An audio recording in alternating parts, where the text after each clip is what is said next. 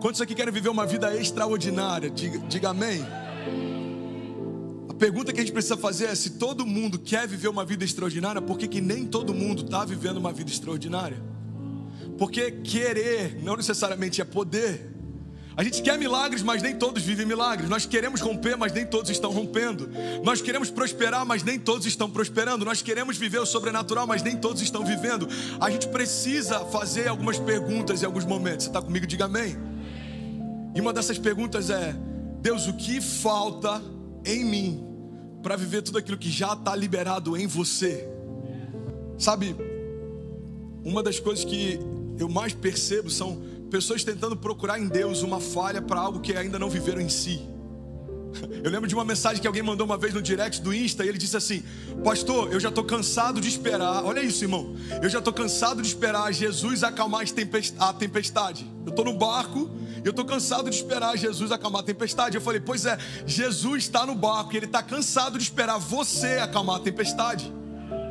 Porque quando Jesus acorda e vai lá, acalma a tempestade, Ele exorta depois os discípulos. É como se Ele dissesse: vocês não entenderam ainda que eu dormia porque vocês estavam acordados?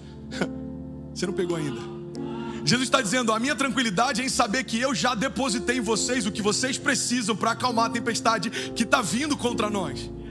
Só que o problema é que a gente normalmente tenta procurar em Deus uma falha para aquilo que falta em nós. Por que Deus se esqueceu de mim? Não, Deus não se esqueceu de você. Mas se você não está vivendo o teu potencial máximo em Deus, provavelmente você se esqueceu de parte daquilo que Deus já te entregou.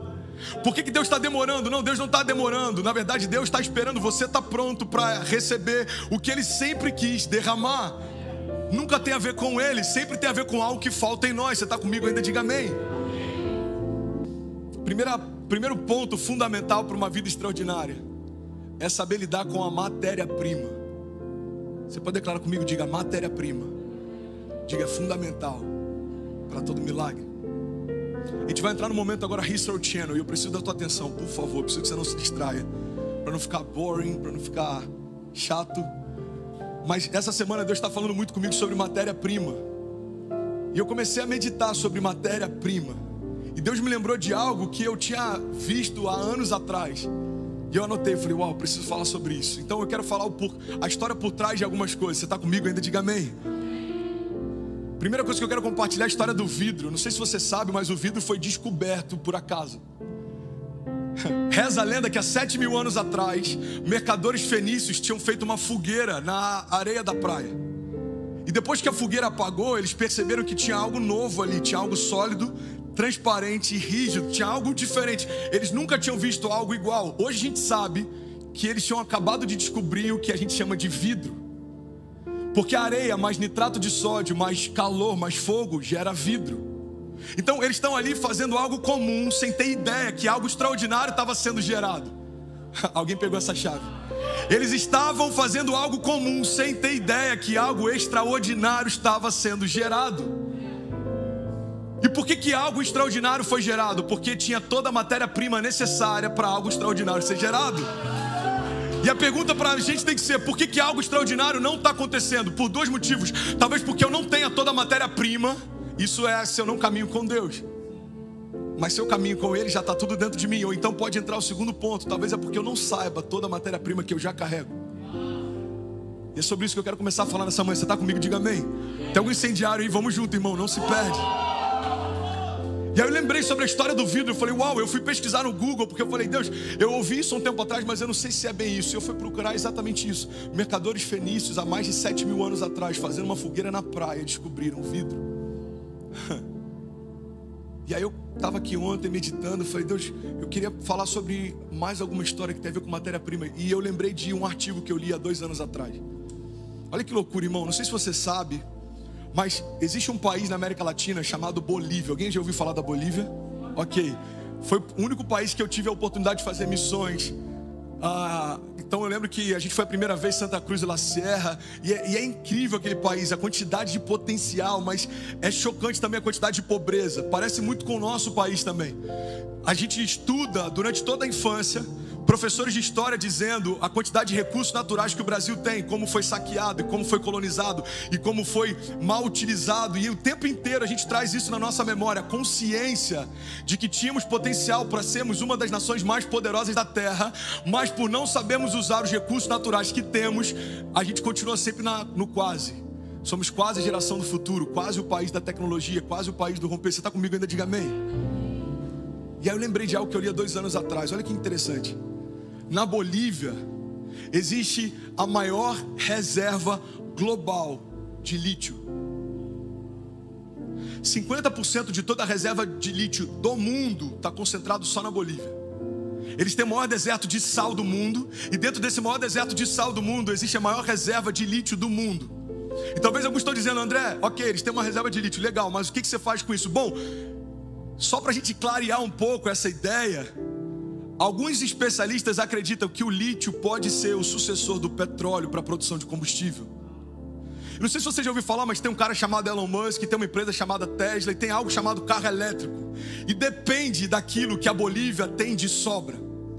Então a grande verdade é que 2 anos atrás começou uma briga entre o governo da Bolívia e entre uma empresa alemã, porque eles queriam ver a concessão, quem pode explorar, como vai fazer. E aí tiveram problemas, embargos, quiseram nacionalizar, depois quiseram privatizar. E para resumir, existe uma nação extremamente pobre sentada sobre uma reserva extremamente rica. Existe uma nação extremamente pobre sentada sobre uma reserva extremamente rica. E eu comecei a estudar um pouco sobre isso ontem à noite, e eu achei algumas coisas interessantes. Sabe outra coisa que eu achei interessante? Você pega a região de Potosí e você percebe que isso não é algo novo. Cara, tem tantas chaves de Deus aqui nessa manhã. Porque quem não sabe o que carrega vive em ciclos. Tem muito potencial, se frustra, depois descobre novos potenciais, se frustra, depois descobre novos potenciais. Isso não é novo na história da Bolívia, e não é novo na história de Potosí. Potosí, em meados do século XVI até meados do século XVII, eu avisei que ia ter um momento History Channel, ok? Foi responsável por enviar mais da metade de toda a prata que era exportada do Novo Mundo para o Velho Mundo. Na Espanha, quando existia algo extraordinário, na época eles tinham até um ditado que dizia: isso vale uma Potosí. Pega essa chave, irmão. Ou seja, do século XVI ao século XVII, a maior reserva de prata enviada do Velho Mundo para o Novo Mundo. No momento atual que a gente está vivendo, a maior reserva de lítio, que tem a ver com combustível que pode mover todas as nações nas próximas décadas. Mas se você me perguntar qual que é o estado atual de Potosí, é uma das cidades mais pobres dentro de um dos países mais pobres. E aí está a chave de por que nem todo mundo consegue viver uma vida extraordinária. E aí que eu quero começar a pregar. Você está comigo? Diga amém. Primeira chave que eu quero compartilhar com você tem a ver com você saber o que carrega. Lembra daqueles mercadores que estavam descobrindo o vidro sem ter ideia? Eles não tinham ideia, mas algo extraordinário estava acontecendo. Primeira coisa, declara comigo, diga: eu preciso saber aquilo que eu carrego. É por isso que o inferno está muito mais interessado em confundir você do que parar você. Porque quando ele te confunde, você mesmo se para. Lembra do pecado da serpente? A serpente não picou Eva, a serpente não matou Adão, a serpente não parou a criação, a serpente confundiu a criação e a própria criação se parou. Sexualidade é um dos problemas mais críticos da nossa geração. E como que o inferno tem trabalhado com a sexualidade? O inferno não faz nada por você, mas ele tenta confundir você. Então tem crianças com dúvida a respeito da sua sexualidade, e tem uma galera agora com uma agenda querendo dizer que crianças podem escolher o sexo que vão ter. Eu estava vendo uma entrevista essa semana e um entrevistador falou: você acredita que uma criança com 10 anos de idade, se ela assassina alguém, ela pode ser tratada como um adulto? E aí a mulher que estava sendo entrevistada falou: claro que não, ela não tem consciência de algumas coisas ainda. E aí ele fez a segunda pergunta: então por que você acredita que uma criança de 10 anos pode escolher o gênero sexual que vai ter? É tão ridículo quando a gente traz à luz, mas quando a gente não percebe, a gente vai sendo confundido. Por quê? Porque o maior investimento do inferno em parar você é confundir você para que você mesmo se pare. É por isso que tem mais gente morrendo por problemas relacionados ao excesso de comida na nossa geração do que por falta de comida. Tem mais gente morrendo por autossabotagem do que por ser sabotado. Irmão, o número de suicídios supera o número de mortes se você somar todas as guerras acontecendo exatamente agora. Só que a gente olha e acha que o problema está no Iraque ou está nas favelas do Rio, quando o problema está dentro das nossas casas. A cada 40 segundos alguém desiste da própria história, porque foi confundido pelo inferno. Você está comigo ainda? Diga amém.